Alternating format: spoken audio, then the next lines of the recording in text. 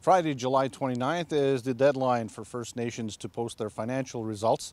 This according to the First Nations Transparency Act. Let's talk to our Director of Communications here at the Mohawk Council of Kahnawake, Neil McComber, to talk about the posting of this information and also why it's done and maybe a little bit of history on our part. So let's start with the fact that it is posted and it is in accordance with the Act.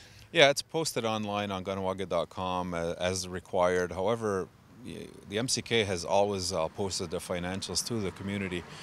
Started, I can't even tell you how many years. I've been here 15 years. Prior to that, there was always an annual report given to the community through the mailboxes. Every single person who has a mailbox received an annual report which had all the financials from the year before.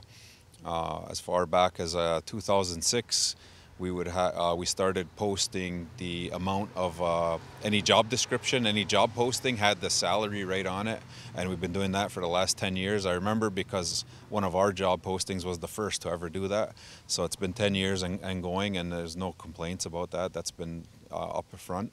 Since 2006 also, they've posted chief salaries.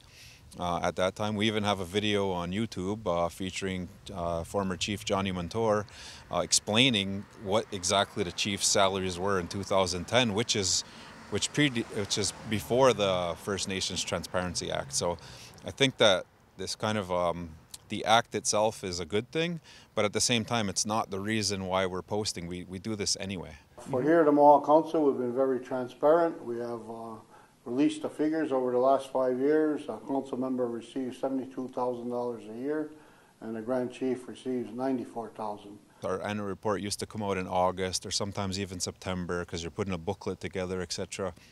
And nowadays there's a deadline in the end of July, so I guess you have to get it out by the end of July. So it's a little earlier than we usually put it out, but it's not anything unusual or nothing that we've communicated in the past.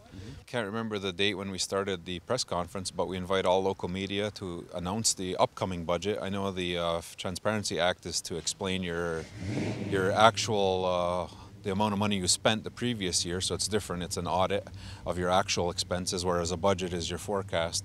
So to present the forecast of the upcoming year, that's what the actual press conference is for. But of course the monies end up, it's all the same budget, all the same monies, etc. Yeah, well, like I said, it's the forecast, and then the audit's the kind of, okay, what did you actually spend your money on, which is more important because it's actual expenditures, there's actual paperwork, etc. And I mean, we used to even have a series called Where the Money Goes, and we used to put that into our community on our local TV station just to explain what each unit and how they spend all their money, and that's also an after the fact kind of thing on where their money went.